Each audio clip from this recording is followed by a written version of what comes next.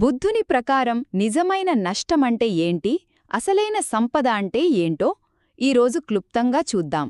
ఈ విషయం మనకి అంగుత్తర నికాయం నుంచి తెలుస్తుంది.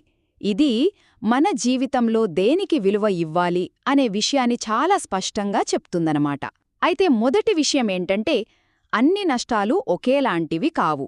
బుద్ధుడు భిక్షువులకి 5 రకాల నష్టాల గురించి చెప్పారు. బంధువులు, సంపద, ఆరోగ్యం, తర్వాత శీలం అంటే మన నైతికత, ఇంకా దృక్పథం అంటే మన అవగాహన.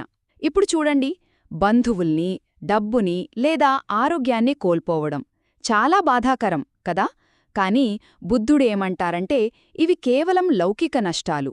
వీటివల్ల మనకు మరణం తర్వాత చెడుగతి పట్టదు. మరి అసలైన ప్రమాదమెక్కడుంది? రెండో పాయింట్ ఇదే.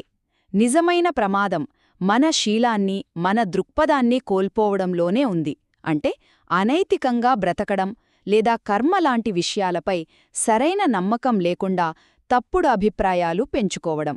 ఇవే మనల్ని నిజంగా పతనానికి దారితీస్తాయి. ఇక చివరిగా మూడో విషయం, నిజమైన సంపద ఏంటి?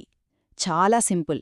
మన దగ్గర ఎంత డబ్బు, ఆరోగ్యం ఉన్నా అవి మనకు మంచి భవిష్యత్తును గ్యారంటీ ఇవ్వలేవు.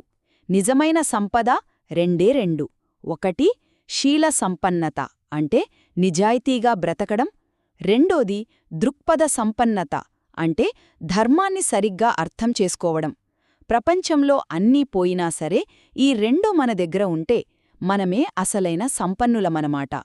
అందుకే గుర్తుంచుకోండి, మన బ్యాంకు బ్యాలెన్స్ కన్నా మన నైతికతే ముఖ్యం. మన అభిప్రాయాల కన్నా మన అవగాహనే గొప్పది.